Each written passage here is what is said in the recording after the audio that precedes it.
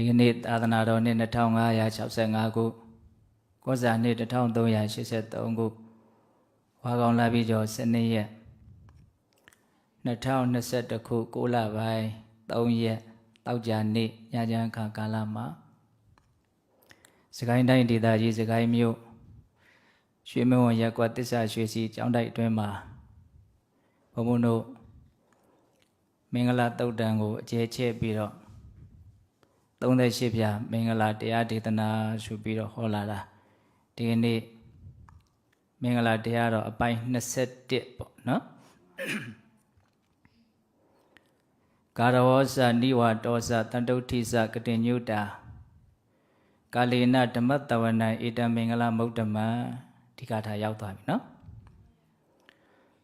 အသက်ဂုံဝါကိုထက်ကြီးကရှိကခါစားယူသေးလေမာနတကွန်ဂုံမကြွနဲ့ကိုနှိမ့်ချအမြဲနေဒီနေ့နိဝါဒမင်္ဂလာနိဝါဒောဇမာနတကွန်ဂုံမကြွနဲ့ကိုနှိမ့်ချအမြဲနေတဲ့ခုနေ့ကဂါရဝမင်္ဂလာဒီကနေ့နိဝါဒမင်္ဂလာဒီကနေ့ပြောစရာအကြောင်းအရာလေးတွေတော်တော်များများမာနနဲ့ပတ်သက်ပြီးတော့ဘုံစုဆောင်းထားတာလေးတွေကိုပြောကြည့်ခြင်းနော်ဘာကြောင့်နိဝါဒကိုမင်္ဂလာတရားလို့ပြောရသလဲဒီနေရာမှာနိဝါဒဆိုတာကိုယ်စိတ်ကိုနှိမ့်ချထားတာနှိမ့်ချတဲ့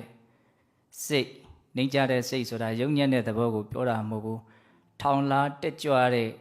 တဘာဝရဲ့ဆန့်ကျင်ဘက်ကိုနှိမ့်ထားတာပေါ့နော်နိဝါဒဒါကိုတချို့မင်္ဂလာတရားနဲ့ပတ်သက်ပြီးတော့ရေးထားတဲ့စာအုပ်တွေထဲမှာနိဝါဒကိုလေမကြီးသူလို့ဒီလိုလေးပဲပြောတယ်အဲ့ဒါလေးကိုလည်းဘုံဘုံကသဘောကျတယ်လေမကြီးဘူးတဲ့မင်္ဂလာတရားဟောမယ်ဆိုတော့မင်္ဂလာတရားနဲ့ပတ်သက်ပြီးတော့ရှေ့တုန်းကဆရာကြီးတွေရေးထားတာဆရာကြီးတွေရေးထားတာစာအုပ်တွေဘုံဘုံတို့တော်တော်များများရှာပြီးတော့ဖတ်ဖြစ်တယ်ပေါ့နော်အဲ့တော့ဒီနေရာမှာမှတ်ရမှာကနိဝါဒဆိုတာမိမိကိုယ်နှိမ့်ချတဲ့သဘောမာနတကွန်ဂုံမကြွနဲ့ကိုနှိမ့်ချအမြဲနေနိဝါဒဘာကြောင့်သူ့ကိုမင်္ဂလာလို့ပြောရတယ်လေအကျိုးကျေးဇူးများလို့မာနထောင်လွှတ်ပြီးတော့ကိုမနှိမ့်ချနိုင်ဘူးဆိုရင်ပြစ္ဆုတ်ပန်တန်တရားအလွန်တရာမှအကျိုးမဲ့တွေကိုဖြစ်စေတတ်လို့မာနဆိုတာနှိမ့်ချထားတဲ့အရာနှိမ့်ချနိုင်ရင်နှိမ့်ချနိုင်တဲ့လောက်ပြစ္ဆုတ်ပန်မှာလည်းအကျိုးစီးပွားရှိတယ်တန်တရားမှာလည်းပဲအကျိုးရှိတယ်ဒါကြောင့်မို့လို့နိဝါဒမင်္ဂလာလို့မြတ်စွာဘုရားဟောနော်အဲ့ဒါနိဝါဒမင်္ဂလာနဲ့ပတ်သက်ပြီးတော့ဘုံဘုံတို့အဓိကနားလည်ကြရမှာကဘာလဲဆိုတော့မာနရဲ့အကြောင်းဟုတ်လားမာနကင်းတဲ့သဘောကိုနိဝါဒလို့ပြောတာ哦မာနကြီးတယ်အကြီးုံနဲ့မကဘူးမာနကခေါင်ဆိုင်နေတယ်အတိမာနဖြစ်နေတယ်ဆိုရင်တော့ဒါနိဝါဒမင်္ဂလာပြတ်တယ်ခေါ်တာပေါ့နော်ဒါကြောင့်မာနနဲ့ပတ်သက်ပြီးတော့ဘုံဘုံတို့ဒီကနေ့ညမာနဆိုတာဘယ်လိုသဘာဝရှိသလဲမာနအမျိုးမျိုးရှိတဲ့နေ့ကမာနရဲ့သဘောသဘာဝတွေမာနရဲ့အကျိုးအပြစ်တွေမာနနဲ့ပတ်သက်ပြီးတော့သူတော်ကောင်းကြီးတွေရဲ့အဆုံးအမတွေနောက်ဆုံးဒီမာနကိုဘယ်လိုပေးရှာမလဲဆိုတဲ့အပိုင်းတွေဒါဘုံဘုံတို့ထိုက်တဲ့လောက်ကြည်ကြည်ပြန့်ပြန့်လေးပြောမလို့စိတ်ကူးတာနော်အဲ့တော့မာနဆိုတာဘာလဲလို့မေးရင်မာနဆိုတာအထင်ရောက်မှုနော်ကိုထင်းနေတာဖြစ်နေတာကတစ်မျိုးစိတ်ကအဲ့ဒီလိုဖြစ်နေတာကိုဖြစ်နေတဲ့အတိုင်းမသိမမြင်ပဲနဲ့သူထင်းခြင်းသလိုထင်းနေတာမာနဆိုတာအထင်ပဲပို့ပြီးတော့ကလေးတွေနားလည်အောင်ပြောရရင်တကယ်မဟုတ်ဘူးပေါ့သူ့စိတ်ထဲမှာထင်းနေတာဟုတ်လားအဲ့ဒီအထင်တွေကများလုံးမှားလုံးအားကြီးသွားတော့မြောက်ကြွကြွဖြစ်သွားတယ်သူများကိုအထင်သေးတာတွေဘာတွေဖြစ်ကုန်နော်ဒါကြောင့်မာနဆိုတာမောက်မာတဲ့သဘောမှားယွင်းတဲ့အထင်တွေနဲ့ခက်ထန်တဲ့သဘောလို့အကျဉ်းမြင်လေးနားလည်ရနော်အဲ့ဒီမာနကလည်းပဲဘုံဘုံတို့အကျဉ်းမြင်အဖြစ် တေယမံတတိတမံဟိနမံလို့၃မျိုးမှတ်သားရနော်တေယမံဆိုတာကအစသရာရာသူတစ်ပါးထက်တာလို့ပစ္စည်းဥစ္စာအဖြစ်လဲပေါ်လို့ရုပ်ရည်အဖြစ်လဲပဲချောလို့ပညာအဖြစ်လဲတက်လို့သူများတဲ့အစသရာရာတာလို့မန်ဝင်ပြီးတော့မန်နေတက်လာအဲ့ဒါမျိုးကိုတေယမံလို့ခေါ်တယ်တဲ့နောက်တတိတမံဆိုတာကြတော့သူများတဲ့တာလို့မန်ဖြစ်တာမဟုတ်သူများနဲ့ဘာမှမထူးဘူးတန်းတူပဲတိတ်ပြီးတော့မထူးလာဘူးပေါ့ဒါပေမဲ့လို့အဲ့လိုမထူးတာကိုကမန်ဖြစ်ခြင်းရဲ့အကြောင်းဖြစ်နေသူနဲ့ငါနဲ့ဘာထူးတာမှတ်လို့အဲ့ဒါမန်ပဲလေနော်သူငါတဲ့တာရမမဟုတ်ဖဲမန်ပဲအဲ့ဒီဥစ္စာအဲ့ဒီလိုမန်မျိုးကြတော့ဘာခေါ်တော့တတိတမန်တဲ့ရှိရနော်ဘုံဘုံတို့ကိုယ့်ထက်နှိမ့်ကြတဲ့ကိုကထင်တာပေါ့လေကိုယ့်ထက်နှိမ့်ကြတယ်လို့ထင်ရတဲ့လူတွေနဲ့တွေ့ရင်ကို့မှာမန်ဖြစ်တယ်အဲ့ဒါမျိုးကိုသေရမန်ဟုတ်လားကိုယ်စိတ်ထဲမှာဒီလူနဲ့ငါနဲ့တော့တိတ်အဆင်မကွာပါဘူးလို့ထင်ပြီးတော့နော်ဖြစ်နေတဲ့မန်မျိုးကိုကြတော့တတိတမန်နောက်ဟိနမန်လို့ရှိသေးတယ်အဲ့ဒါကတော့ဘာတုံးဆိုတော့အစသအရာရာကိုကသူများထက်နှိမ့်ကြနေတယ်အစသအရာရာနှိမ့်ကြနေတယ်နှိမ့်ကြနေလို့မန်မဖြစ်ဘူးလို့မထင်နဲ့အဲ့ဒီမန်မျိုးကတခါတည်းမှာပိုးတောင်မှခက်ထန်နေတဲ့သေးတယ်နော်အနုလက်နဲ့ရွှေခွက်ကိုနှိုက်ရတော့နေသလားဒါမျိုးကိုပြောတာနော်ကိုရှိမှကိုစားတာဘယ်သူမှကြွေးတာမဟုတ်ဘူးဘယ်သူကကြွေးမတော့ကိုရှိမှကိုစားရမှာပေါ့ဟုတ်လားဒါပေမဲ့ကြမ်းကြမ်းဖန်ဖန်မန်ဆိုတာအခြေအနေအမျိုးမျိုးတိုင်းမှာဖြစ်တတ်တယ်မြင်တော့လဲမြင်လို့မှုတူတော့လဲတူလို့မှုဟောအခုနှိမ့်ကြတော့လဲပဲနှိမ့်ကြလို့မှုကိုမန်ဟာဖြစ်နေသေးတယ်အဲ့ဒီမန်မျိုးလဲဘုံဘုံတို့မှာရှိတာပဲနော်ဘယ်လိုချိန်မှဖြစ်တော့ကိုယ့်ထက်သားတဲ့လူတွေနဲ့တွေ့တဲ့အခါမှာကိုကမခံကျင်စိတ်နဲ့မန်ရှိနေတယ်ဟုတ်တယ်မဟုတ်လားအဲ့ဒါဘုံဘုံတို့ကကိုယ့်ထက်နှိမ့်တဲ့လူနဲ့တွေ့တဲ့အခါမှာဖြစ်တော့ဒါတေယမန်လို့ပြောရမယ်ကိုယ်နဲ့တန်းတူလူနဲ့ပတ်သက်ပြီးတော့ဖြစ်လာတဲ့မန်ကြတော့တတိတမန်ဒါတစ်မျိုးလေးဘုံဘုံကပြောကြည့်တာပါကိုယ့်ထက်သားတဲ့မြင့်တဲ့လူတွေနဲ့တွေ့တဲ့အခါမှာဖြစ်တဲ့မန်မျိုးကိုကြတော့ဟိနမန်လို့ခေါ်မယ်ပေါ့နော်အဲ့ဒီလိုမန်တွေဟာအခြေအနေအမျိုးမျိုးမှာဆိုလိုတာကပြေးမလွတ်ဘူးအနေထားတိုင်းမှာမန်ဖြစ်နိုင်တယ်ဒါပေမဲ့သူများတဲ့အစသရရတာတဲ့အနေထားမျိုးမှာပို့ပြီးတော့မန်ဟာဖြစ်တတ်တယ်ဒါကိုတော့ဘုံဘုံတို့သတိထားဖို့လိုတယ်ပေါ့နော်နောက်ထပ်မန်ကိုနည်းနည်းဘုံဘုံလေးလေးနက်နက်လေးပြောခြင်းတယ်အဲ့ဒါကအဘိနသုတ်တန်ထဲမှာလာတယ်ဝေယမန်အာရောကြမန်ဇီဝိတမန်ဆိုတဲ့အသုံးတော့အိုခြင်းတရားကိုဆင်ခြင်လို့ရှိရင်ဝေယမန်လို့ဆိုတဲ့ကိုယ့်ရဲ့အရွယ်ရှိသေးတဲ့နုပြိုတဲ့အရွယ်ကိုအကြောင်းပြုပြီးတော့ဖြစ်တဲ့မန်ကိုပယ်ရှားနိုင်တယ်လို့ဘုရားဟောဝေယမန်ဆိုတာအရွယ်မှာငါငယ်သေးတယ်ဒီမန်လည်းမကောင်းဘူးငယ်သေးတယ်ဆိုရင်သူကဘာတော့ခပ်ပေါ်ပေါ်ပဲနေဦးမယ်ဆိုတဲ့အဓိပ္ပာယ်ပေါ့နော်နောက်အာရောကြမန်နာခြင်းကိုစဉ်းစားဆင်ခြင်ကျမ်းမာရေးကောင်းတာကိုအကြောင်းပြုပြီးတော့ဖြစ်တဲ့အာရောကြမန်ဆိုတာကိုပယ်ရှားနိုင်ဟောဒါမန်တစ်မျိုးကျမ်းမာတယ်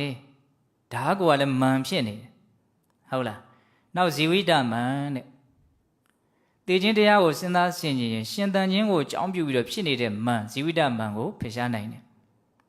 အသက်ရှင်းနေတယ်ဆိုတာကိုကစမန်ဖြစ်ခြင်းရဲ့အကြောင်းဒီမန်ကြတော့တော်တော်နူးညံ့သိမ်မွေ့တယ်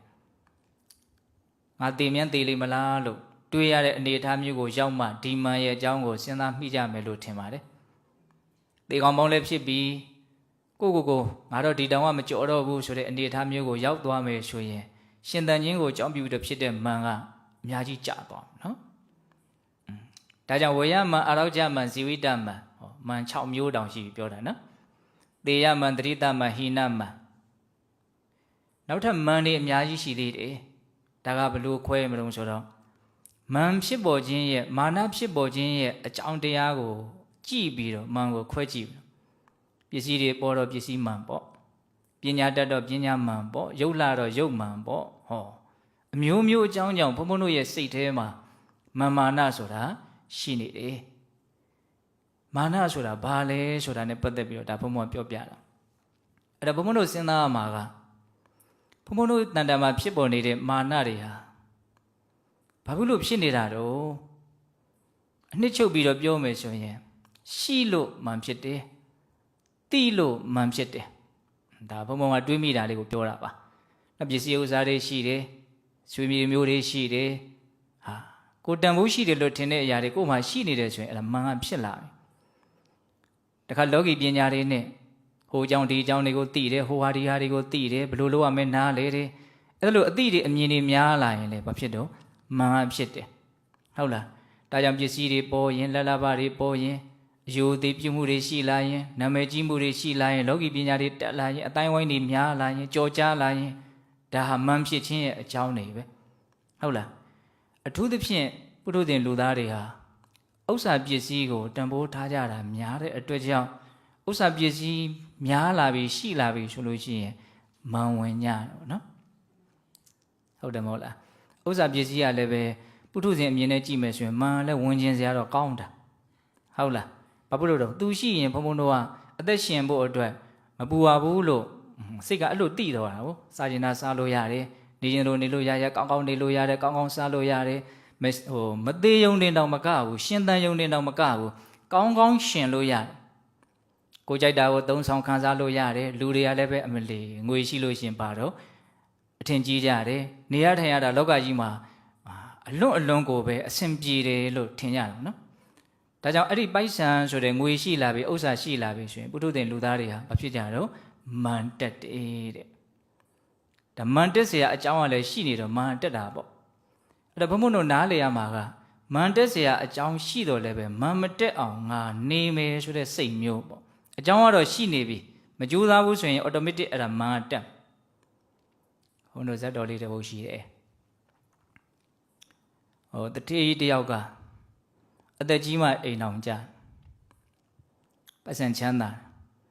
အဲ့တော့သားလေးတယောက်မွေးတဲ့အခါကျတော့သူကစဉ်းစားတယ်ငါအသက်ကြီးပြီမကြခင်သေတော့မှာငါသေရင်သေချာပေါ့ငါမိမနောက်အိမ်အောင်ပြုမှာအဲ့ဒါလို့ဆိုရင်ငါသားကတော့ဒုက္ခပဲအဲ့ဒါနဲ့အိမ်မှာစိတ်ချရတယ်နန္ဒလို့အမည်ရတဲ့ကျွန်တယောက်ရှိတယ်သူစိတ်ချရတဲ့လူယုံပေါ့နော်အဲ့ဒီကျွန်ကိုခေါ်ပြီးတော့ပစ္စည်းတွေအနှစ်သာရရှိတယ်တန်ဖိုးရှိတဲ့ပစ္စည်းတွေစုပြီးတော့နှစ်ယောက်တည်းတောထဲသွားပြီးတော့မြုပ်သေချာမှားတယ်ငါမရှိတဲ့နောက်ပိုင်းမှာဒီပစ္စည်းတွေကိုငါသားလေးအတွက်မင်းဖော်ပေးဒီနေရာကိုမင်းတယောက်တည်းပဲငါပြောမင်းကိုပဲငါယုံကြည်တယ်အဲ့လိုပြောပြီးတော့အဲ့ဒီတထေးကသေသွားရောသေသွားဒကမာကြီးကတော့နောက်အိမ်တော့မပြုတ်ရှာပါဘူးဒါပေမဲ့လို့သူကသိတယ်ဒီကျွန်ကိုယုံလို့မို့လို့ဥစ္စာပစ္စည်းမြုပ်ထားခဲ့တယ်ဆိုတော့သိတဲ့အခါကျတော့သူသားအရွယ်ရောက်လာတဲ့အခါကျတော့မင်းဖေကပစ္စည်းတွေမြုပ်ထားတာရှိတယ်အဲ့ဒါငါလည်းမသိဘူးခုဒီအိမ်မှာခိုင်းနေတယ်နန္ဒဆိုတဲ့တို့ရဲ့လူယုံအဲ့ဒီကျွန်တယောက်ပဲသိအဲ့တော့သွားပြီးတော့မင်းဖော်ကြီးဆိုတော့အဲ့တော့တဲ့ခေါ်သွားတာပေါ့ကျွန်နဲ့အဲ့ဒီသားနဲ့အဲ့ဒီပစ္စည်းမြုပ်ထားတဲ့နေရာကိုလည်းခွမိပြီးရောက်ပြီးအဲ့ဒီနေရာလည်းရောက်ရောအဲ့ဒီကျွန်ကစိတ်ကြီးဝင်သွားအောက်ကမြုပ်ထားတဲ့ငွေရဲ့ဥစ္စာပစ္စည်းရဲ့အရှိန်ကသူ့ကိုလာဟတ်တယ်အဲ့ဒါနဲ့သူ့သခင်ကိုတထေးသားလေးကိုဗာပြောဆိုဟဲ့ကျွန်မင်းဘာလို့တောင်ဒီနာသွားမသူကပြန်ပြီးတော့ဟိုလူကိုကျွန်လို့ခေါ်တယ်တဲ့အဲ့တော့ဟိုအံ့ဩသွားတယ်ဟာငါ့ကိုဘယ်တော့မှပြန်မပြောရဲခဲ့တဲ့လူသူ့အိမ်မှာခိုင်းနေတဲ့ကျွန်ဘလို့ဖြစ်လဲမသိဘူးအံ့ဩပြီးတော့ဘာမှမတုံ့ပြန်ဘူးအဲ့ဒါနဲ့အဲ့ဒီကောင်လေးကပြန်လာအိမ်ကိုအဲ့3-4ရက်လောက်နေတော့တခါသွားပြန်တယ်အဲ့ဒီနေရာသွားတော့အိမ်ရောက်တော့စောစောကလို့မဟုတ်ဘူးဂျိုကျိုးနေတာပဲ3-4ရက်နေလောက်ပြန်သွားတဲ့အခါကျအဲ့ဒီနေရာလဲရက်မိရောပစ္စည်းမြုပ်ထားတဲ့မြေပေါ်လဲရက်မိရောဟာတခါတည်းပုံစံပြောင်းသွားတယ်အဲ့ဒါနဲ့သူပြန်လာပြန်3-4ခါလောက်အဲ့လိုဖြစ်တော့ဒါဘာလဲမသိဘူးအဲ့ဒါနဲ့သူ့ဖေရဲ့ငယ်တငယ်ချင်းအဲ့ဒါလည်းပဲချမ်းသာတဲ့လူတစ်ယောက်အဲ့ဒီလူကဖျားလာငါအဲ့ဒီလူကိုအားကိုးရရင်တော့ကောင်းမယ်ပေါ့အဲ့ဒီတထေးသားလေးကအဲ့ဒါနဲ့ဘုရားလုံးတီကိုသွားမိတယ်ဒီလိုဒီကြောင်းပဲကျွန်ကအိမ်မှာဆိုရင်တော့ပြောလို့ဆိုလို့အလွန်ကောင်းအဲ့ဒီပစ္စည်းသွားမြုပ်မယ်ဆိုတော့အဲ့ဒီနေရာလေးရောက်ရောအဲ့ဒီလိုဖြစ်တယ်အဲ့ဒါနဲ့ဘုရားလုံးကစဉ်းစားတယ်အဲ့ဒီနေရာရောက်တိုင်းဖြစ်တာလားဟုတ်တယ်အဲ့ဒီနေရာရောက်တိုင်းဖြစ်တာအဲ့လိုဆိုရင်မင်းနောက်တစ်ခါရောက်ရင်တဲ့အဲ့ဒီနေရာကိုသွားအဲ့ဒီကနေသူ့ကိုသာတွန်းပြီးတော့မင်းဟမင်းသာတူအဲ့ဒီကောင်ရက်နေတဲ့နေရာမင်းဟမင်းသာတူသူအဲ့ဒီနေရာကနေရွေ့သွားတာနဲ့သူ့စိတ်ခါပြောင်းသွားလိမ့်မယ်သေချာပေါ့အဲ့ဒီသူရက်မိတဲ့နေရာပစ္စည်းရှိတဲ့နေရာဖြစ်ရမယ်အဲ့ဒါနဲ့အဲ့ဒီကောင်လေးကဟုတ်ပြီဆိုပြီးတော့သွားပြန်တယ်နန္ဒနဲ့ဟာအဲ့ဒီနေရာလဲရက်မိရောဖြစ်ပြန်ပြီအချိုးကပြောင်းပြန်ပြီအဲ့ဒါနဲ့သူ့ကိုဇွတ်တွန်းပြီးတော့ပေါက်ပြယူပေါ်သူ့ဟိုဘက်ရောက်တော့သူကအချိုးကပြောင်းသွား ငွေရပစ္စည်းတွေရဒါမျိုးဆိုဘုရားဟောတာနော်ရှင်မာကတ္တပရဲ့အရှင်သာရိပုတ္တရာရဲ့တပည့်တယောက်ကဇေတဝန်ကျောင်းမှာဆိုရင်ပြောလို့ဆိုလို့အလွန်ကောင်းဟာဒက္ခိဏဂိရိဇနပုတ်လည်းရောက်သွားပြီဆိုရင်ပြောလို့မကောင်းတော့ဘူးသူအဲ့ဒီမှာဘာအားကိုးရှိတယ်မသိဘူးအဲ့ဒါကိုအကြောင်းပြုပြီးတော့ဒီဇတ်တော်လေးကိုမြတ်စွာဘုရားဟောတာအဲ့တော့ပြောရင်တာကလူတွေဆိုတာကနော်ဥစ္စာပစ္စည်းနဲ့တွေ့လာရင်မန်က automatic တက်တယ်။ဘုန်းတို့ဝိတေဟိပုတ်တင်ဆိုတာလည်းကြားဘူးမယ်ထင်နော်။မဟောဒရာဇတ်ထဲမှာဝိတေမင်းကြီးကအမတ်တွေချမ်းချမ်းပြီးတော့ဥယျာဉ်ထွက်တော့တကားတိုင်းထိတ်ကနေပြီးတော့ပုတ်တင်ညိုလေးကဆင်းလာပြီးတော့မြေကြီးပေါ်မှာဝစ်ပြီးတော့ခေါင်းဆက်ပြီးတော့ဘယင်ကိုအယုသိပြုတပင်းကြီးဟာဒါဘာလုပ်တာတော့ဆိုတော့အမတ်တွေကိုမေးတော့မဟောဒရာကမင်းကြီးကိုခါစားတာပါအယုသိပေးတာပါဟာငါခါစားတဲ့အကောင်အချီးနှီးမဖြစ်စေရဘူးဆိုပြီးတော့ဆုလက်အနေနဲ့တရက်ကို၄အသပြာကိုအမဲသားကျွေးတယ်အဲ့ဒီပုတ်တင်ညိုလေးကိုနော်အပုတ်ညိုလေးကဇိမ်ကြနေတာပေါ့အဲ့ဒါဥပုပ်နေ့တရက်ရောက်တဲ့အခါကျတော့သားငါမတက်ရဘူးဆိုတော့အဲ့ဒီလိုသူ့ကိုတာဝန်ပေးထားတဲ့မင်းကြီးကအမဲသားဝယ်မရတာနဲ့မကျွေးရင်လည်းပဲမင်းမြင့်မင်းတန်တက်မှာလဲစိုးတာနဲ့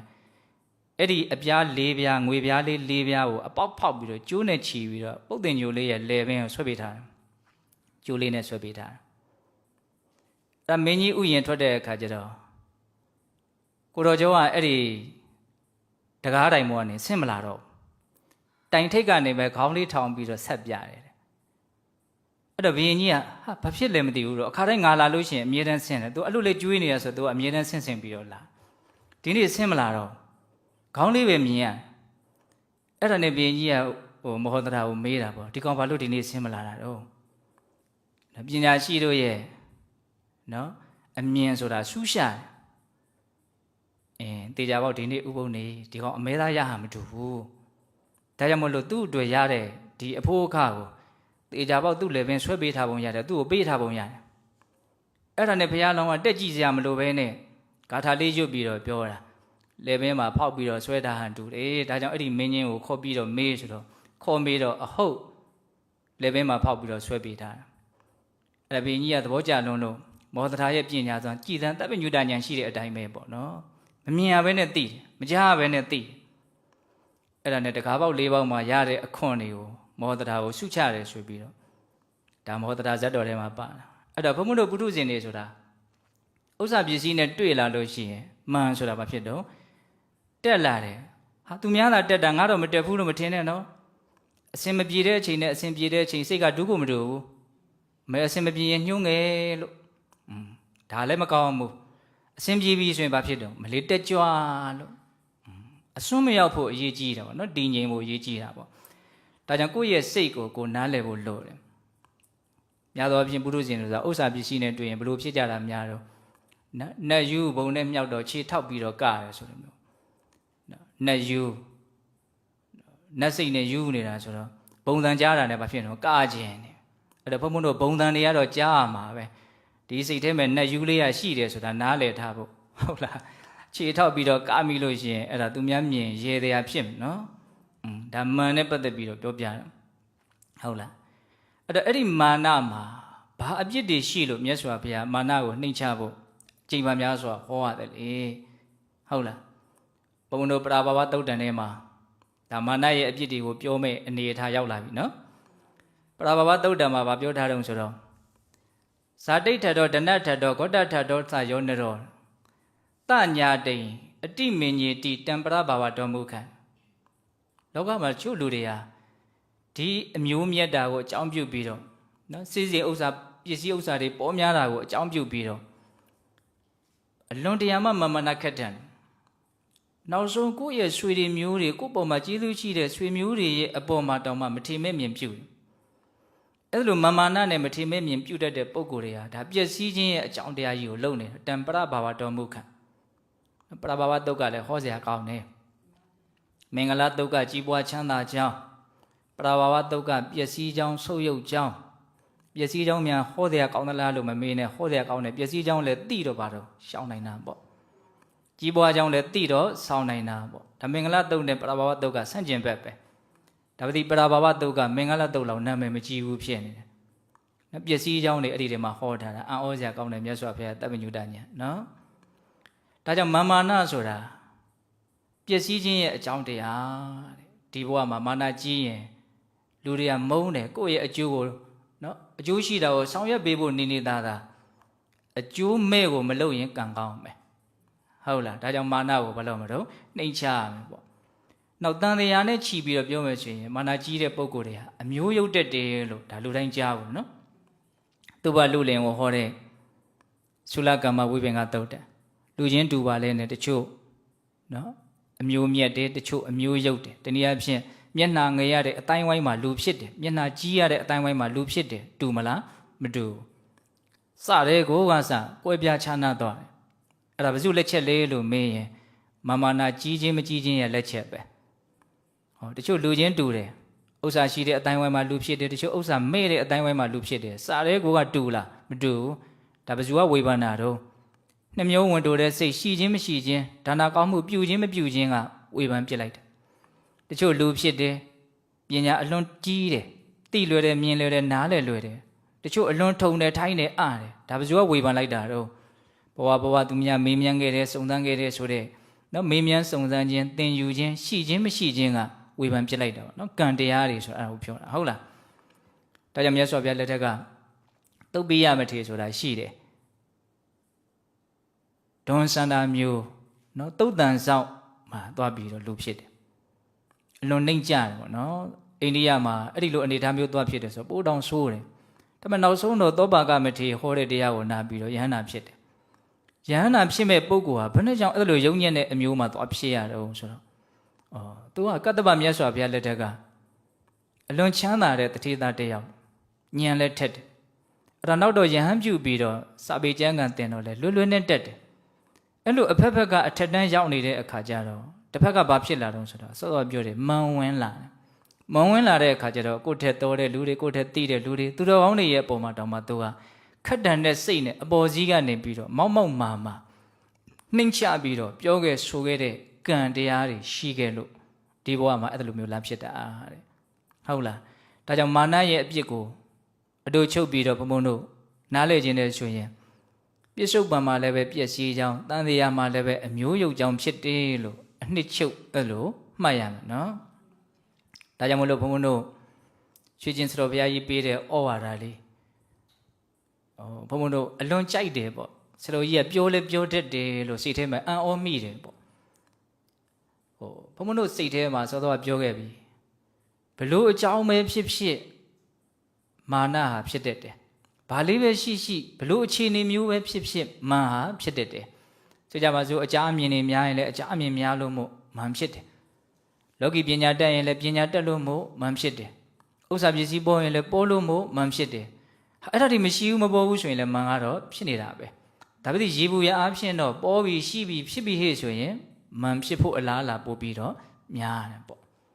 အဲ့ဒါကိုစတော်ကြီးကဘလို့ဆုံးမတော့ဆိုတော့တချို့သူတပည့်တွေကိုဆုံးမတယ်တိတ်တော်ဝါဒကျမ်းဆိုတာရှိတယ်အဲ့ဒီထဲမှာရေးထားတာတချို့လူတွေကစားတတ်တယ်အကြအမြင်ဘုဟုတုတအလွန်များတယ်အဲ့လိုဘဟုတုတများတဲ့အတွက်ကြောင့်မန်ဝင်ကြတယ်ပေါ့နော်သူတော်ကောင်းတွေကိုပြင်မမိတယ်ကိုအထင်ရောက်တယ်မန်ဝင်ရင်ဟိုဘက်မှာဆက်ပြီးတော့မှားတရားတွေကတတိတန်းကြီးပဲဟုတ်လားအဲ့လိုမန်ဝင်ပြီးတော့မှားကြပြီဟေ့ဆိုရင်ဘာနဲ့တူလဲဆိုရင်တဲ့မိမတယောက်အစင်းလှလို့ပြည့်တစားမှဖြစ်ရတာနဲ့တူတယ်တဲ့ဟောပြည့်တစားမှဖြစ်ရအောင်လှတာဆိုရင်တော့အဲ့ဒီလှတာကမလှတာမှတော်သေးတယ်ဆိုတဲ့အဓိပ္ပာယ်ကိုပြောတာဘလောက်ကောင်းတဲ့ဥပမာလဲစဉ်းစားကြည့်နော်မိမတယောက်လှတယ်လှလုံးမှုဘာဖြစ်သွားလဲပြည့်တစားမှဖြစ်သွားတယ်ပြည့်တစားမှဖြစ်မှဆိုရင်တော့စားတဲ့စားမလှတာတော်သေးတယ်လို့ပြောတာ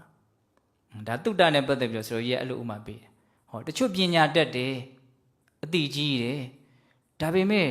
အဲ့ဒီပညာကြောင့်ကိုပဲမန်ကတက်လာတယ်အဲ့ဒါကြတော့ဘာနဲ့တူလဲဆိုရင်တဲ့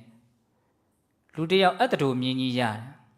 မြင်းပြန်လိုဟာမျိုးပေါ့အလွန်ကောင်းတဲ့မြင်းအာဇာနီမြင်းပေါ့အဲ့ဒီမြင်းကြီးလဲရရောတက်စီတယ်မကျွမ်းတဲ့အခါကျတော့မြင်းစည်းကမကျွမ်းတဲ့အခါကျတော့မြင်းဘောကလိမ့်ကြပြီးတော့ပေါင်ကျိုးရော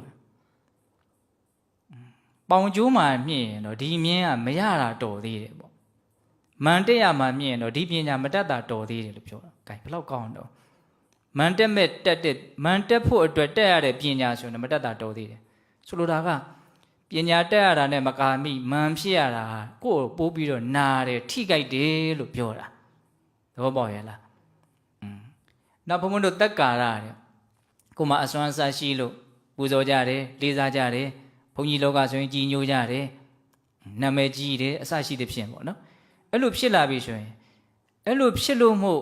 မန်တက်လာပြီဟေ့ဆိုရင်ဘာနဲ့တူတော့လဲကျူပင်ကျူသီးသီးတယ်လို့ဝါပင်ဝါသီးသီးတယ်လို့ငပြောပင်ငပြောသီးသီးတယ်လို့ဒီသီးလာတဲ့အသီးဟာအပင်ကိုတတ်ဟုတ်လားအဲ့လိုပဲလာဘတက္ကာရတွေများလို့မန်တက်လာပြီဆိုလို့ရှိရင်ဒီလာဘတက္ကာရမရတာကောင်းသေးတယ်ပေါ့တက်ရတဲ့မန်ဖြစ်လို့နော်အကျိုးမဲ့သွားတယ်ကြာအကျိုးမဲ့သွားတာတွေကရတဲ့လာဘတက္ကာရနဲ့မကာမိဘူးပေါ့ဒါကြောင့်မလို့တချို့ပြောရတာရှိတယ်ဒီလက်ပူဇော်တက္ကာရတွေရလို့သူတော်ကောင်းအလုပ်ကိုမလုပ်နိုင်တော့ဘူးဆုတ်ယုတ်သွားပြီဆိုရင်အဝင်ပစိန်ထွက်တာပဲလို့အဲ့လိုပြောရတာရှိဒါဘုန်းတို့ဘုန်းကြီးလောကမှာတတိထားเสียအဆုံးအမတွေပေါ့နော်ဒါကြောင့်ဒါမာနနဲ့ပတ်သက်ပြီးတော့ရွှေကျင်စတော်ဘုရားကြီးရဲ့နော်ပြောတဲ့လွန်းတဲ့စကားလေးတွေအကြောင်းပြောပြတာဟုတ်လားပညာတက်လို့မှန်ဖြစ်တယ်ဆိုရင်ဘာတော့မြင်းရလို့မြင်းမောလိမ့်ကြလို့ပေါင်ကျိုးရတာနဲ့တူတယ်လို့ပြောနော်ဒါကြောင့်မလို့အလွန်ကောင်းတဲ့ဒီဩဝါဒတွေကိုဘုန်းဘုန်းတို့မှတ်သားသင့်တယ်ပေါ့ဟုတ်လားဒါကမာနရဲ့သဘောတဘာဝမာနအမျိုးမျိုးမာနရဲ့အပြစ်အနာစာဒါကိုဘုံဘုံပြောလိုက်နော်ဆက်ပြီးတော့ဗာပြောချင်တော့ဆိုတော့ဒီမာနကိုနှိမ့်ချခြင်းဟာသူတော်ကောင်းတို့ရဲ့လမ်းစဉ်ဆိုတာလေးကိုဆက်ပြောရင်တယ်ဟုတ်လားမာနကိုနှိမ့်ချတယ်ဆိုတာဘသူရဲ့လမ်းစဉ်သူတော်ကောင်းတို့ရဲ့လမ်းစဉ်ဖျားဆရှိတဲ့သူတော်ကောင်းကြီးတို့ရဲ့လမ်းစဉ်ဟုတ်လားသူတော်ကောင်းဖြစ်လေလေမန်ကိုနှိမ့်ချနိုင်လေလေပဲဒါကြောင့်မလို့ဘုန်းဘုန်းတို့သဗ္ဗုရိတသုတ်တံဆိုတာရှိတယ်ဥပရိပါဏာတပါဠိတော်ထဲမှာဘုန်းဘုန်းတို့ဟောဘူးတာရှိပါတယ်သူတော်ကောင်းတို့ရဲ့စိတ်နေသဘောထားသူယုံမာတို့ရဲ့စိတ်နေသဘောထားတနည်းအားဖြင့်သူတော်ကောင်းတရားသူယုံမာတရားအဲ့ဆိုဘုရားခွဲပြီးဟောတာအနည်းချုပ်လေးပြောရလို့ရှိရင်ကိုယ်မှာဘလို့ကောင်းမွန်တာတွေကြီးမြတ်တာတွေအဆင်ပြေတာတွေဘာတွေပဲရှိနေဘာကြီးပဲဖြစ်နေအဲ့ဒီကောင်းတာတွေမြင့်မြတ်တာတွေအဲ့ဒါတွေဖြစ်တဲ့အတွက်ကြောင့်ကိုမြင့်တင်မယ်သူများကိုနှိမ့်ချမယ်ဆိုရင်အဲ့ဒါသူယုံမှတရားလို့အဲ့လိုဟောကိုမှဘာပဲဖြစ်နေဘာပဲရှိနေဘလို့ကြီးပဲကိုရဲ့အခြေအနေကမြင့်မားလို့နေအဲ့ဒီမြင့်မားခြင်းအကြောင်းကြောင့်ဟာဒါတွေမြင်မလို့လောဘဒေါသမောဟကုန်တာမဟုတ်ဘူးသူတော်ကောင်းတရားကိုနီးမှန်လမ်းမှန်ကျင့်မှလောဘဒေါသကုန်တာဒါကြောင့်ဒါတွေမြင်မာတဲ့အတွက်ကြောင့်ကိုမြင့်တင်စရာအကြောင်းမရှိဘူးသူများကိုနှိမ့်ချစရာအကြောင်းမရှိဘူးလို့မှန်မှန်ကန်ကန်မြင်ပြီးတော့ကိုဘလို့ပဲဖြစ်နေသူများကိုမနှိမ့်ချဘူးကိုမမြင့်တင်ဘူးဆိုရင်အဲ့ဒါသူတော်ကောင်းစိတ်ဓာတ်လို့ဟောတပုဒေတာသုတ်တန်ရဲ့အနှစ်ချုပ်လေးကိုပြောပြတာနော်ဆိုကြပါစို့ဥပမာတတိဘဝနဲ့ယဟန်ပြုလာတဲ့ယဟန်တစ်ပါးပစ္စည်းပေါ်တဲ့အမျိုးကနေရဟန်းပြူလာလို့ဟာသူများကိုနှိမ့်ချမယ်ကိုမြင့်တင်မယ်ဒါသူယုံမှတရားပဲတဲ့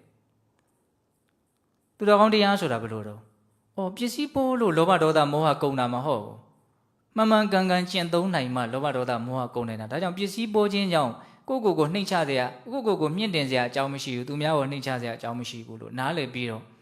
ပစ္စည်းဥစ္စာပေါ်များခြင်းတည်းဟူသောအကြောင်းကြောင့်ကိုမမြင့်တင်ဘူးသူများကိုမနှိမ့်ချဘူးအဲ့ဒါသူတော်ကောင်းတရားအဲ့ဒါဘယ်အထိမြတ်စွာဘုရားဟောတော့ဆိုတော့ယဟန်တွေကိုဟောတာနော်စာတတ်တယ်ဝီနီးဆောင်တယ်ဒူတင်ဆောင်တယ်နောက်ဆုံးဇံရတယ်ဇံရလို့ကိုမြင့်တင်တယ်သူများကိုနှိမ့်ချမှဆိုလဲအဲ့ဒီဇံရပုဂ္ဂိုလ်ကြီးမှာအဲ့ဒါသူယုံမှစိတ်ဓာတ်ဖြစ်နေတယ်အဲ့လိုပြောရတယ်စဉ်းစားနော်ဇံရခြင်းတည်းဟူသောအကြောင်းကြောင့်ကိုမမြင့်တင်ဘူးသူများကိုမနှိမ့်ချဘူးဆိုရင်အဲ့ဒါဘာတော့သူတော်ကောင်းစိတ်ဓာတ်တယ်အဲ့လောက်ထိမြတ်စွာဘုရားဟောထားတာဒါပါလေဆိုတော့မာနကိုမြတ်စွာဘုရားဘလောက်ယွန်ရှာဆက်ဆုပ်တယ်လဲဆိုတာကိုပြောထားတာဒါကြောင့်သူတော်ကောင်းတရားကိုသိလေနော်ယိုကျိုးတဲ့စိတ်ရှိလေပဲယိုကျိုးတဲ့စိတ်ရှိပြီဟေးဆိုရင်ကိုယ့်ရဲ့ပြောတာဆိုတာကိုယ့်ရဲ့အတန်နော်ဝစီကံအမှုအရာလို့ဘုံဘွားတင်စားပြောခြင်းဟုတ်လားဒါလည်းပဲနှစ်လိုပဲဖြစ်နေမှာပဲကာယကံအမှုအရာလည်းဘယ်လိုဖြစ်နေပဲနှစ်လိုပဲဖြစ်နေမှာပဲခုဘုံဘုံတို့ပြောတာဆိုတာကြီးကအဆင်မပြေပါဘူးစိတ်တိုင်းမကြပါဘူးနော်နေတာထိုင်တာကြီးကလည်းပဲအဆင်မပြေပါဘူးစိတ်တိုင်းမကြပါဘူးဆိုတာများသောအားဖြင့်မန်အခန်းတွေကိုအခြေခံပြီးတော့နော်ပြောနေကြလို့နေကြလို့ ကာယကံမှုဝစီကံမှုတွေကထောင်မကျိုးတာပေါ့ဟုတ်လားတော့ထောင်မကျိုးဘူးဆိုတာအဲ့ဒါပဲအဓိက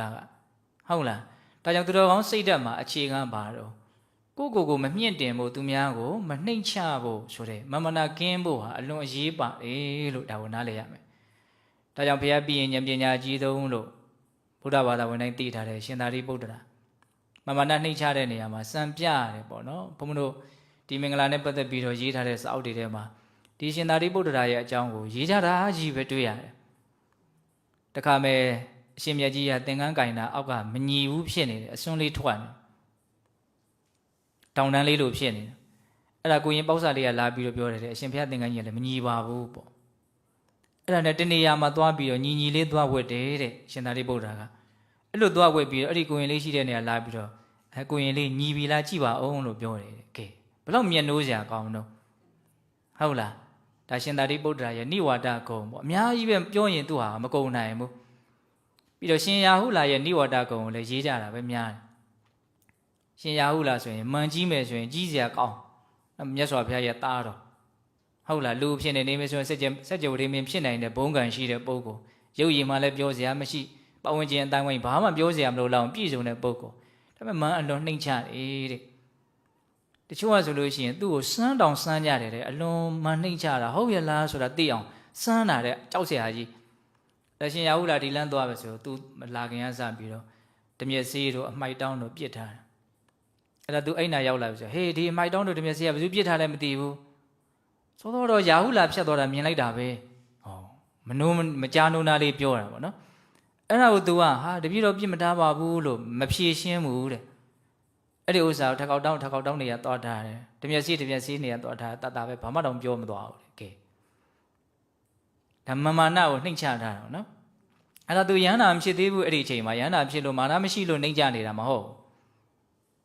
်ဟုတ်လားမြတ်စွာဘုရားကဝိနည်းသိက္ခာပုပညာထားတာရှိတယ်နော်လူတွေရှင်သာမဏေတွေဟာယဟန်နေနဲ့နှစ်ညသုံးညအပြင်တမိုးတရံထဲမှာအတူတူမအိပ်ကောင်းဘူးစပညာတုံးကတော့နှစ်ညသုံးညဆိုတဲ့အနုပညာချက်မပါဘူးမအိပ်ရဘူးပေါ့နော်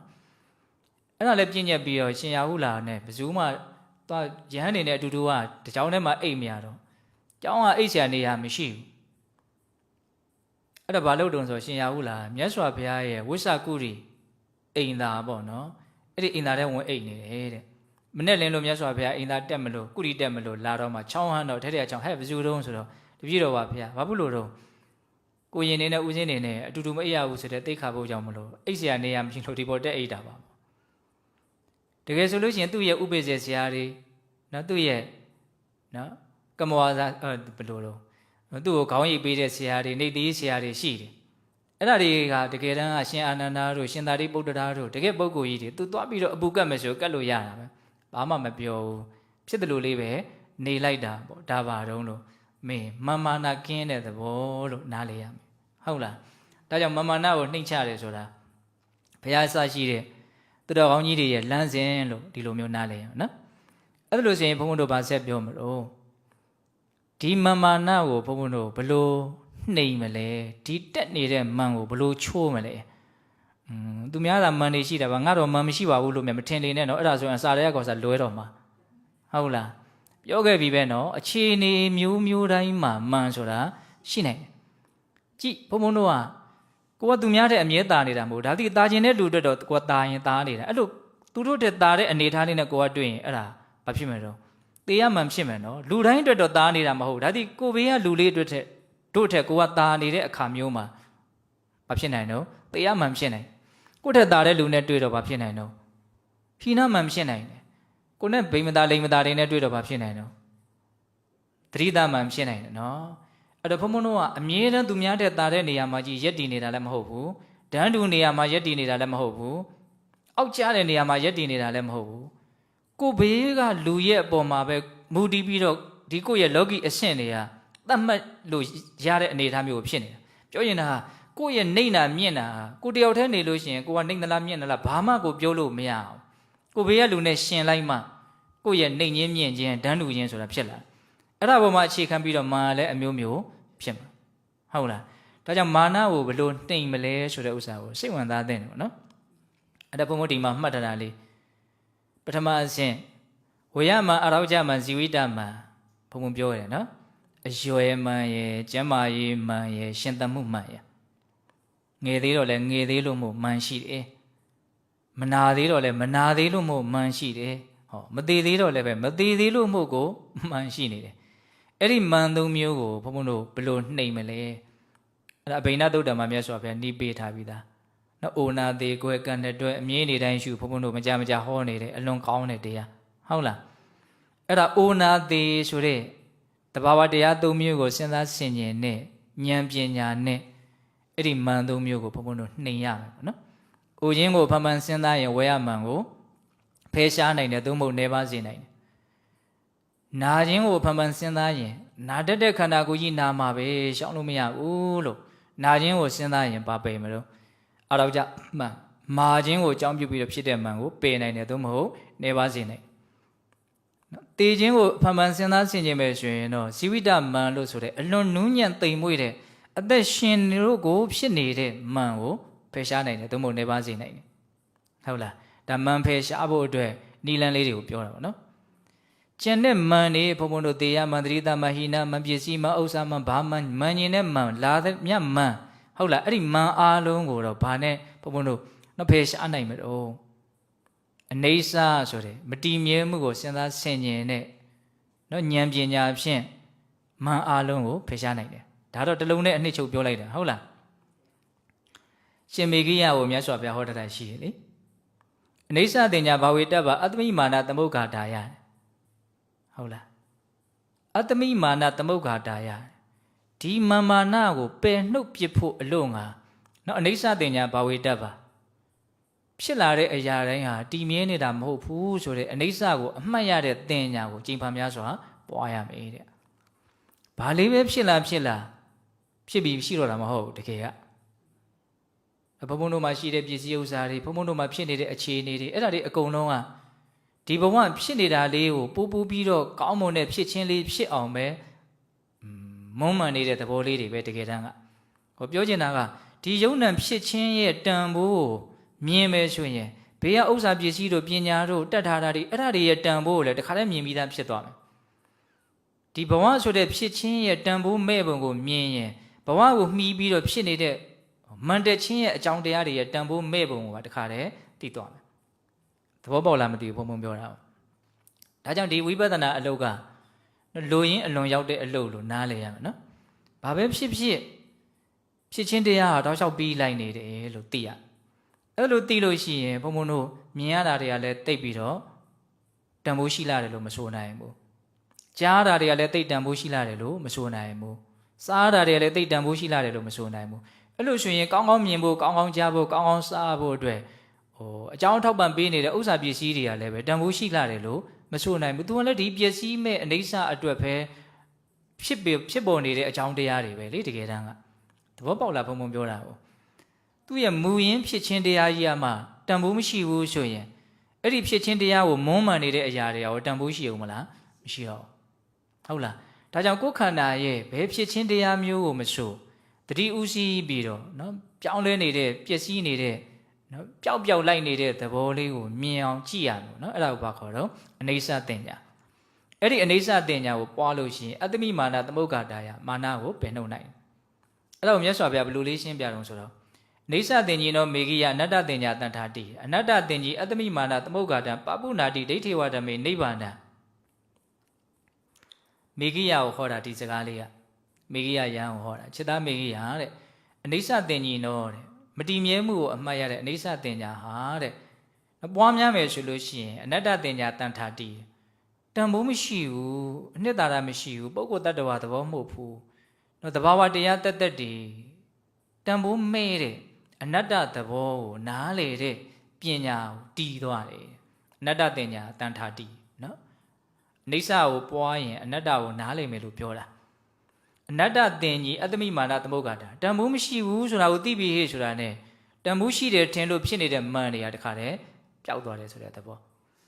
အဲ့ဒီမန်ပျောက်သွားပြီဆိုရင်ဘာဖြစ်တော့ပပုနာတိဒိဋ္ဌိဝဓမေနိဗ္ဗာန်နဲ့မသေးခင်ဒီပြစ္ဆကဘဝမှာကိုပဲနိဗ္ဗာန်ကိုရမယ်လို့ခေါ်တာငြိမ်းအေးမှုအစစ်နိဗ္ဗာန်ကိုရမယ်လို့ခေါ်တာဒါကြတော့ရှင်းပြဖို့အတွက်အလွန်လေးတဲ့အဓိပ္ပာယ်ကိုဆောင်လိုက်မယ်နော်ဟုတ်လားဒါကြောင့်မလို့ဘုံဘုံတို့ ဝေယမအရောကြမဇီဝိတမဆိုတဲ့မန်သုံးမျိုးကိုတော့အိုနာတိဆိုတဲ့အမှန်တရားကိုစဉ်းစားရင်းဖြင့်ချိုးနေရမယ်ပေါ့ဟုတ်လားကျန်တဲ့မန်တွေအားလုံးကိုကြတော့အနိစ္စကိုသိတဲ့နော်အနိစ္စတင်ညာကိုပွားများပြီးတော့ဘုံဘုံတို့ချိုးနေနိုင်အောင်ကြိုးစားရမယ်ပေါ့နောက်ထပ်မန်ကိုနှိမ်နိုင်ကြောင်းအကြောင်းတရားတစ်ခုအဲ့ဒါလည်းပဲထိရောက်လို့ဘုံဘုံပြောဦးမယ်အဲ့ဒါဘာလဲဆိုတော့ဝိဇယသုတ်တံမှာလာတဲ့ဏိဂုံးနှစ်ကားထားခဏခဏပြောပြပါတယ်ဟုတ်လားဧတာတိတေနကာယေနယောမိန်ကြီးအုံနမေတဝေပရံဝါအဝဇာနေယကိမိညတတအတ္တတနာရပြီမို့လားအဲ့ဒီကာထာတွေရပြီနော်ဧတာတိတေနကာယေနယောမိန်ကြီးအုံနမေတဝေပရံဝါအဝဇာနေယကိမိညတတအတ္တတနာဧတာတိတေနကာယေနဒီလိုခန္ဓာကိုယ်မျိုးကြီးနဲ့ဘယ်လိုခန္ဓာကိုယ်မျိုးကြီးတော့မတင့်တယ်တဲ့မတန့်ရှင်းတဲ့နော်အမြဲတမ်းနာကျင်ခံခတ်မှုရှိနေတဲ့ဖြစ်နေတဲ့ကိုယ်ခန္ဓာကြီးပေါ့နော်ဒီလိုခန္ဓာကိုယ်ကြီးမျိုးနဲ့ပရံဝါအဝါဇာနေရသူများကိုရှုံချမယ်နှိမ့်ချမယ်အထင်သေးမယ်ဟုတ်လားဧတာတိတေနကာယေနယောမင်းကြီးအုံနမေတဝေယောမင်းကြီးအုံနမေတဝေဆိုကိုသူများထက်သာတယ်လို့ထင်နေတာကိုမြင့်တင်နေတာပေါ့နော်ပရံဝါဝါဇာနေရသူများကိုကြတော့ဘာတော့နှိမ့်ချတယ်လို့ထင်နေတာအမြဲတမ်းနှိုင်းရှင်မှုနဲ့သွားတယ်သူကဟုတ်လားနှိုင်းရှင်နေတာနှိုင်းရှင်နိုင်လဲအဖြေကဘယ်လိုထွက်တော့မတူဘူးလို့ပဲထွက်တယ်သူကမတူကဘယ်လိုမတူတာတော့ငါထက်ကသူကအောက်ကအဲ့လိုသွားတာနော်အဖြေအများစုကကိုသူများတဲ့ညံ့တဲ့အရာလေးတွေကိုမြင်တယ်မြင်ဦးတော့မှဘလို့တော့ကိုကြတော့ငါအဲ့ဒီနေရာလေးသာသူများတဲ့ညံ့တာပါကျန်တဲ့နေရာတွေတော်တာတွေရှိအဲ့လိုလည်းလာသေးတယ်ဟုတ်တယ်မဟုတ်လားနော်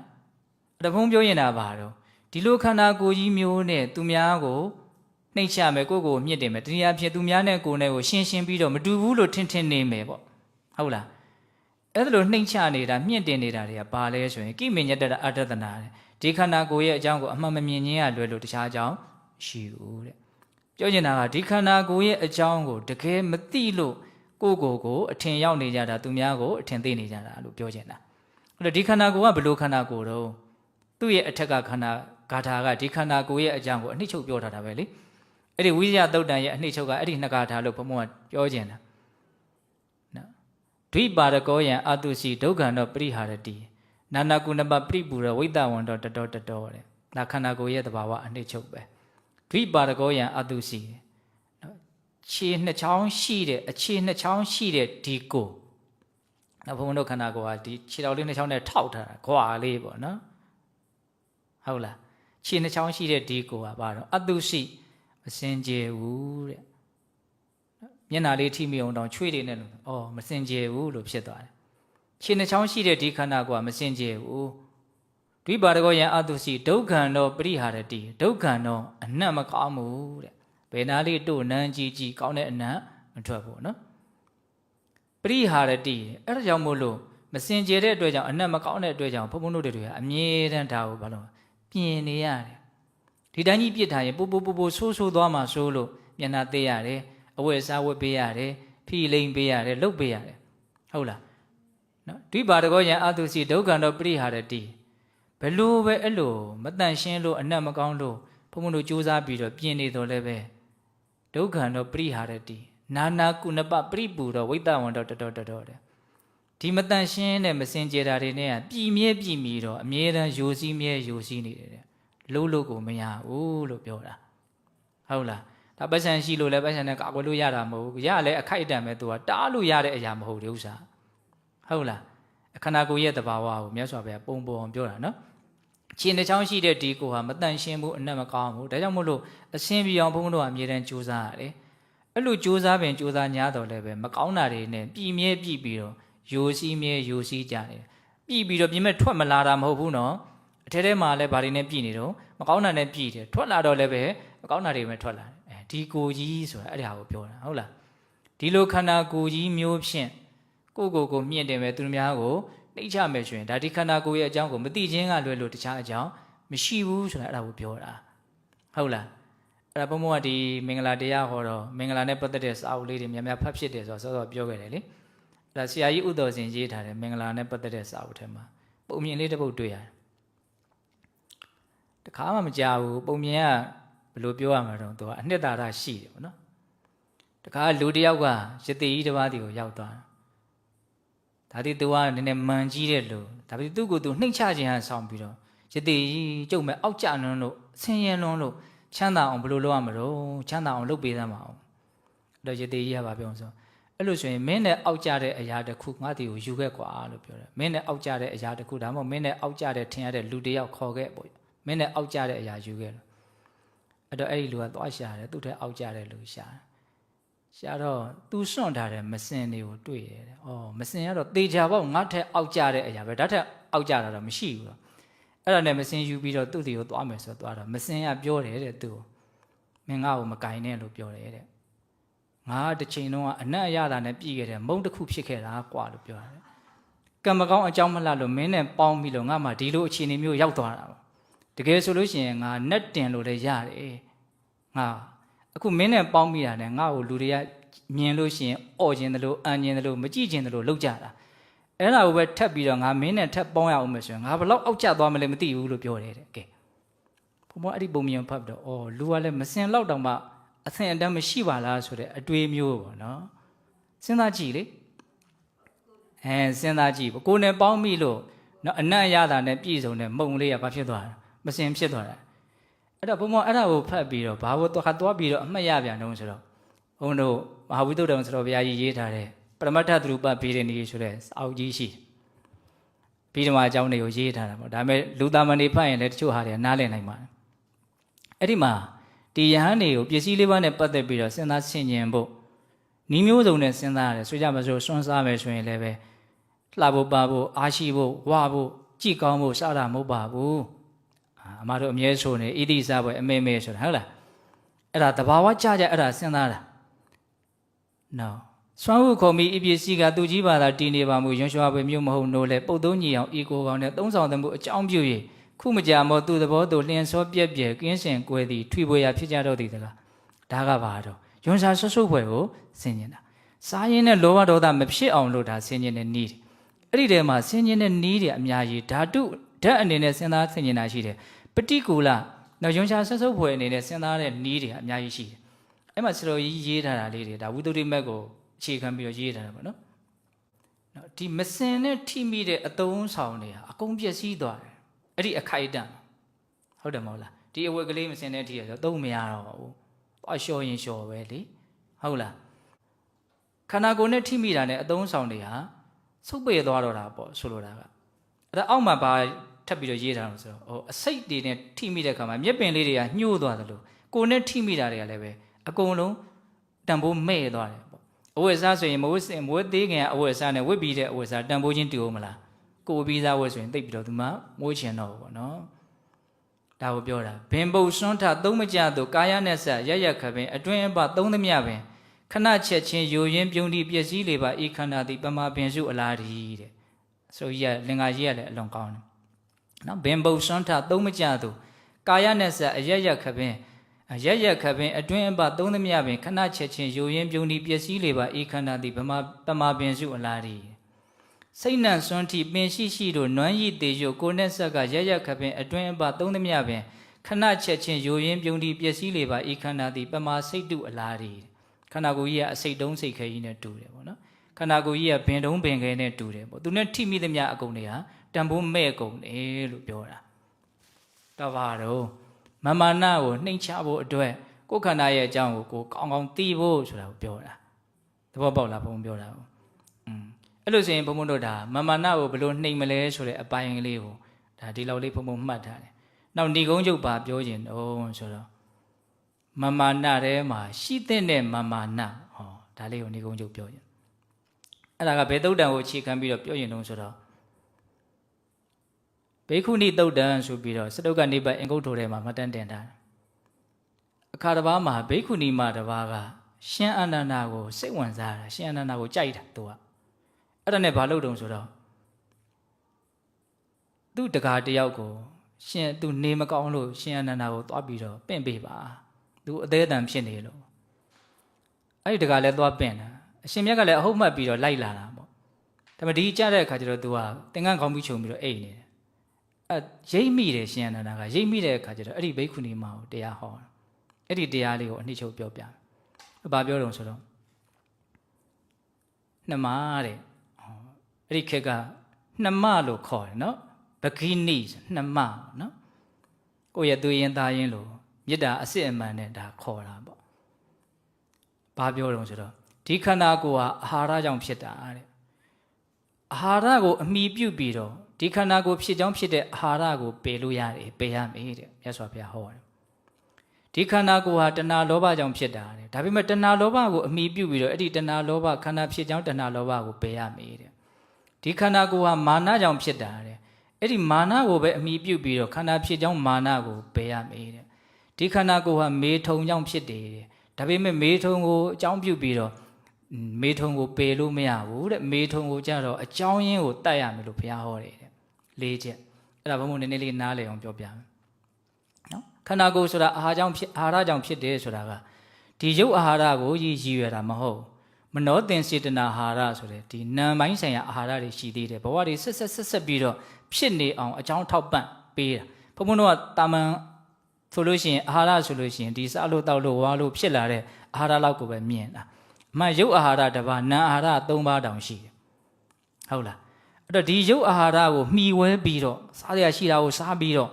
့ဟုတ်လားဘဝတန်တရားမှာဆက်ပြီးတော့ဖြစ်ကြောင်းဖြစ်တဲ့နာမ်အာဟာရတရားတွေကိုဖယ်ရှားပြရမယ်လို့ပြောတာဆိုလိုတာကဒီရုပ်အာဟာရကိုမှီဝဲပြီးတော့ယဟန္တာဖြစ်အောင်အထောက်ရမယ်လို့ပြောတာအဲ့ဒါအာဟာရကိုမှီပြီးတော့အာဟာရကိုပယ်တာနော်တဘာဝလေးတွေနားလည်အောင်ပြောပြတာတခါတဏှာလောဘကိုမှီပြီးတော့တဏှာလောဘကိုပယ်မယ်တဲ့အဲ့ဒါဘာပြောတာတော့ဘုန်းဘုန်းတို့ဘဝတွေဆိုတာတဏှာလောဘကြောင့်ဖြစ်နေတာဆက်ပြီးတော့တဏှာလောဘကိုမှီပြီးတော့တဏှာလောဘကိုဘယ်လိုပယ်မလို့ဆိုတော့ဆိုကြပါစို့တချို့အားထုတ်လို့ယဟန္တာဖြစ်သွားကြတယ်သတင်းကြားရတယ်။အော်သူတို့ယဟန္တာဖြစ်သွားတာငါလည်းယဟန္တာဖြစ်ချင်လိုက်တာ။အဲ့ဒီယဟန္တာဖြစ်ချင်တဲ့အလိုဆန္ဒအဲ့ဒါလောဘပါနော်။ဒါပေမဲ့အဲ့ဒီလောဘပါတော့ရှိတဲ့လောဘပါ။အဲ့ဒီယဟန္တာဖြစ်ချင်တယ်ဆိုတဲ့တဏှာလောဘကိုအမိပြုတ်ပြီးတော့ဘဝတွေဆက်ဖြစ်စေတဲ့တဏှာလောဘကိုပယ်ရှားရမယ်လို့ပြောတာ။လောဘကိုမှီပြီးတော့လောဘကိုပယ်ရမယ်ဆိုတာပြောတာဟောအခုပြောရင်တာပါတော့မာနကိုမှီပြီးတော့မာနကိုပယ်ရမယ်တဲ့အဲ့ဒါဘာပြောတော့ဟာဘယ်သူတော့ယဟန္တာဖြစ်သွားတယ်ကြိုးစားအားထုတ်လို့ဘယ်ဆရာတော်ကြီးတော့ဟောတရားပါဆိုအခုခေတ်ဆိုရင်မဟာဗောဓိမင်းဆိုတော်ကြီးကိုယဟန္တာလို့သမုတ်ကြတယ်ရှိတယ်လေဟုတ်လားအဲ့လို့ဆိုရင်သူတို့တောင်ဖြစ်သေးတာသူတောင်ဖြစ်သေးတာငါလည်းပဲဖြစ်အောင်လုပ်မယ်ငါဘာလို့မဖြစ်ရမလဲဒါပါတော့မှန်ပေါ့နော်တို့တော့အဲ့ဒီမှန်မျိုးကြတော့ဘာတော့ရှိတဲ့နဲ့မှန်သူတို့တောင်ဖြစ်သေးတာငါဘာလို့မဖြစ်ရမှာလဲဆိုတဲ့မန်အဲ့ဒီမန်ကိုအခြေခံပြီးတော့အားထုတ်ပြီးတော့ဘဝတွေကိုဆက်ဖြစ်စေတဲ့မန်ကိုဖယ်ရှားနိုင်အောင်ကြိုးစားရမယ်ရှိတဲ့နဲ့မန်ဆိုတာအဲ့ဒါကိုပြောတာဟုတ်လားမေထုံကိုအမိပြုတ်ပြီးတော့မေထုံကိုဘုန်းဘုန်းတို့ဖယ်လို့မရအောင်မေထုံကိုကြတော့မူလအရင်ကိုပဲပယ်ဖြတ်ရမယ်ဒီဟာဘာကြောင့်ဖြစ်တယ်လဲဆိုပြီးတော့သူ့ကိုပဲရှောင်ခြင်းအပြင်ဖယ်ရှားရမယ်မေထုံကိုအမိပြုတ်တော့မေထုံကိုပယ်လို့မရအောင်အဲ့ဒါလိုဟောလိုက်တဲ့အခါကျတော့ဘိက္ခုနီမထပြီးတော့တောင်းပန်တယ်သဘောပေါက်သွားတာပေါ့အနောက်တော့သူတော်ကောင်းတရားကိုသိသွားတဲ့အထက်ကိုပါဝင်သွားတယ်ပေါ့တဘုံတို့ပြောရင်တာဘာတော့ဆိုတော့ရှိတဲ့မန်ဆိုတာဒီသုတ်တန်အရာအော်သူတို့တောင်တရားသိသွားသေးတာပဲငါဘာလို့မသိရမလဲငါလည်းပဲအထုတ်ရင်သိနိုင်မှာပဲဟိုတရားရခြင်းတဲ့အခါမှာတင်းတဲ့မန်မာနာမျိုးပေါ့ဟုတ်လားသူတို့တောင်အထုတ်နိုင်နေတာသူတို့တောင်တော်နိုင်သေးတာသူတို့တောင်ကောင်းနိုင်သေးတာငါဘာလို့မတော်နိုင်ရမှာလဲငါဘာလို့မကောင်းနိုင်ရမှာလဲအဲ့ဒီလိုတော်ခြင်းကောင်းခြင်းနဲ့စိတ်ကိုအခြေခံပြီးတော့ဖြစ်ပေါ်လာတဲ့မန်မျိုးကိုကြတော့ဘာလို့တော့ရှိလိုက်တဲ့မန်လို့နားလည်ရမယ်ဒါကိုပြောတာနော်အဲ့တော့ရှိတဲ့မမာနာဆိုတာရှိတယ်ဆိုတာလေးကိုလည်းနားလည်ရမယ်တရားနဲ့ပတ်သက်တဲ့မန်ပေါ့ဟုတ်လားကျန်တဲ့မန်တွေကတော့ဘယ်မှတကယ်တမ်းကကိုယ့်ကိုကောင်းကျိုးမဖြစ်စေဘူးနော်အကျိုးမဲ့တွေကြီးဖြစ်စေလိမ့်မယ်ဒါကြောင့်မြတ်စွာဘုရားအကျိုးမဲ့တွေကိုဖြစ်စေတဲ့လို့မာနကိုပယ်ရှားနိုင်ရင်မင်္ဂလာဖြစ်တယ်အကျိုးမဲ့ကိုပယ်ရှားမှာ哦အကျိုးရှိကိုလည်းဖြစ်ပွားစေမှာ哦ဒါကြောင့်ကိုယ့်ရဲ့စိတ်ကိုမလုပ်နိုင်ရမှာတော့နှိမ့်ချနိုင်ရမယ်အထူးသဖြင့်မာနကိုနှိမ့်ချနိုင်ရမယ်ဒါပြောတယ်နော်လက်ဘုံတို့ပြောခဲ့တာတဏှာကြီးနီးရှိသွားပြီဟုတ်လားပြောချင်တာလေးတွေမှတ်ထားတာအကုန်လုံးစုံစစ်အောင်ပြောလို့ပြီးသွားပြီနော်အဲ့တော့ပြောခဲ့တာလေးတွေအကုန်ပြန်ပြီးတော့နှိမ့်ချုပ်ကြည့်မယ်ဟုတ်လားနိဝါဒဆိုတာဘာတော့မာနကိုနှိမ့်ချတာဘာလို့မင်္ဂလာလို့ပြောတာတော့များစွာအကျိုးကျေးဇူးတွေကိုဖြစ်ထွန်းစေလို့ မာမာနကိုနှိမ့်ချခြင်းဟာမင်္ဂလာတရားလို့ပြောတာမန်တွေကဘယ်နှမျိုးရှိတာတော့အများကြီးပဲနော်တေယမန်တတိတမဟိနမသူများထက်ကိုကသားတယ်လို့ထင်တဲ့အခါမှာတေယမန်ဖြစ်တယ်သူများနဲ့ကိုယ်နဲ့တူတူပါပဲလို့ထင်တဲ့အခါမျိုးမှာတတိတမန်ဖြစ်တယ်ငါတော့သူများထက်နှိမ့်ချနေပြီနဲ့တူပါရဲ့ဆိုရင်ဟိနမန်ဖြစ်တယ်ပြီးရင်ဘာလာမလို့ဝေယမန်အာရောကြမန်ဇီဝိတမန်အရွယ်မန်ကြံပါရေးမန်ရှင်သန်မှုမန်ဟုတ်လားနောက်တစ်ခါပစ္စည်းမန်ပညာမန်အတိုင်းဝိုင်းမန်တွေကိုမဆုံးပါဘူးဟုတ်လားအဲ့ဒီမန်နေနဲ့ပတ်သက်ပြီးတော့ဘုန်းတော်ဗာပြောခဲ့တော့နော်နန္ဒဇတ်ကိုပြောခဲ့တယ်ကျွန်းနော်ယတနာဥစ္စာပစ္စည်းပေါ်သွားရတာနဲ့ပဲအမူအရာတစ်ခါတည်းပြောင်းသွားတာအံ့ဩစရာကြီးပါပဲဟုတ်လားဝိရိယပုတ်တင်ဆိုတာပြောခဲ့တယ်နော်ဒါမာနနဲ့ပတ်သက်ပြီးတော့သူ့ရဲ့အပြည့်အနာစာတွေကြတော့ဗာပြောခဲ့တော့နော်တန်တရားမှာလည်းအမျိုးရုပ်တက်တယ်ပြစ္ဆုတ်ပံမှာလည်းပဲပျက်စီးကြောင်းတရားဖြစ်တယ်ဒါကြောင့်ရွှေချင်းဆိုတော်ဘုရားကြီးရဲ့ဩဝါဒနော်အစင်းလှပြီးတော့ပြည့်စုံမှာဖြစ်ရတယ်ဆိုရင်တော့အစင်းမလှတာကောင်းသေးတယ်ဘုသူတ္တတဲ့များလို့မှန်ကြည့်မယ်ဆိုရင်တော့ဘုသူတ္တမများတာကောင်းသေးတယ်ဟုတ်လားပညာကြီးလို့မှန်ဖြစ်မယ်ဆိုရင်တော့နော်မြင်းမောကလိမ့်ကြမယ်မြင်းကိုပိုင်ခြင်းမျိုးဆိုရင်တော့မပိုင်တာကောင်းသေးတယ်ဟုတ်လားလက်ပူဇော်တက္ကရာတွေများလို့မှန်ကြည့်မယ်ဆိုရင်တော့နော်ဝါပင်ကျူပင်ရဲ့ကျူသည်မသိတာကောင်းသေးတယ်ဒီသဘောမျိုးပြောတာနော်ပြီးတော့ဘုံဘုံပါဆက်ပြောတော့မာမာနနှိမ့်ချခြင်းဟာသူတော်ကောင်းတို့ရဲ့လမ်းစဉ်ဖြစ်တယ်။နော်ရှင်သာရိပုတ္တရာရဲ့နှိမ့်ချနိုင်မှုရှင်ရာဟုလာရဲ့နှိမ့်ချနိုင်မှုနော်သူတော်ကောင်းစိတ်တဲ့သူယုံမှာစိတ်တဲ့တပ္ပုရိသတုတ်တန်လေးလည်းအနှိမ့်ချုပ်ပြီးတော့ပြောခဲ့ပါတယ်ဟုတ်လား။ဒါတွေကလောဘဒေါသမောဟကိုကုန်ခန်းစေတာမဟုတ်ဘူး။သူတော်ကောင်းတရားကသာလည်းလောဘဒေါသမောဟကိုကုန်ခန်းစေတာ။ဒါကြောင့်ဒါတွေရှိရှိမရှိရှိဒါတွေမြင့်မြင့်နှိမ့်နှိမ့်ဘာမှမာမာနဖြစ်เสียအကြောင်းမရှိဘူး။သူများကိုနှိမ့်ချเสียကိုယ့်ကိုမြင့်တင်เสียအကြောင်းမရှိဘူးဒါပြောတာနော်။အဲ့လိုဆိုရင်မာမာနကိုဘုံဘုံတို့ဘလို့နှိမ့်မယ်တော့ဝေယမန်အာရောကြမန်ဇီဝိတမန်ကိုအိုနာသေးနဲ့ဘုံဘုံတို့နှိမ့်ရမယ်ဟုတ်လားကျန်တဲ့မန်တွေအကုန်လုံးကိုကြတော့အနိစ္စမတည်မြဲမှုကိုစဉ်းစားသိမြင်တဲ့မန်နဲ့နှိမ့်ရမယ်နောက်တနည်းဘာကိုပြောခဲ့သေးတော့မတင့်တယ်မှုကိုယ်ခန္ဓာရဲ့တဘာဝဟုတ်လားအဲ့ဒါကိုစဉ်းစားခြင်းရလဲမာမာနကိုဓာတ်ရိုက်ဘုံဘုံတို့နော်တိုက်ခိုက်နိုင်တယ်ပေါ့နော်ပုံမြင်လေးလည်းမမေ့နဲ့ဟုတ်လားမစင်ရတောင်ကိုမင်းနဲ့ငါအောက်ကြတယ်ဆိုတော့မပေါင်းကျင်ဘူးဆိုတဲ့သဘောမျိုးဟုတ်လားနောက်ဆုံးပါပြောတော့ရှိတဲ့မာမာနဟုတ်လားမာမာနကိုမှီပြီးတော့မာမာနကိုပယ်ရမယ်ဆိုတဲ့အကြောင်းလေးပြောနော်ဒါကြောင့်အကျိုးမဲ့ကိုများစွာဖြစ်စေတဲ့မာမာနတရားမိမိတန်တာမှာရှိနေတယ်ဆိုတာပထမအဆင့်လက်ခံရမယ်ဟုတ်လားအဲ့ဒီမာမာနကိုဘာလုပ်ရမလဲတော့နှိမ်ရမယ်မာမာနမကြီးအောင်လုပ်ရမယ်နောက်ဆုံးပယ်ရှားနိုင်သည့်အထိရည်ရွယ်ချက်ထားပြီးတော့စူးစမ်းရမယ်ပေါ့နော်ဒါကြောင့်နိမန်လမ်းမှန်စူးစမ်းပြီးတော့မာမာနကိုနော်နှိမ့်ချနိုင်ကြတယ်သူတော်ကောင်းတွေဖြစ်ကြပါစေလို့ဘုန်းဘုန်းတို့ဆန္ဒပြုပြီးတော့ဒီကနေ့ပြုလို့အထောက်အသောဒါနသီလသမာဓိပညာကုသိုလ်ကောင်းမှုအစွတ်စွတ်တို့ရဲ့စွမ်းတတ္တိကြောင့်ဘုရားတပည့်တော်တို့သည်မဲ့ညာဘုညံမျက်နှိပ်ပံကိုလင်းမြန်ထုတ်ချောက်မျက်မှောက်ပြုပရစေကုန်သောဟု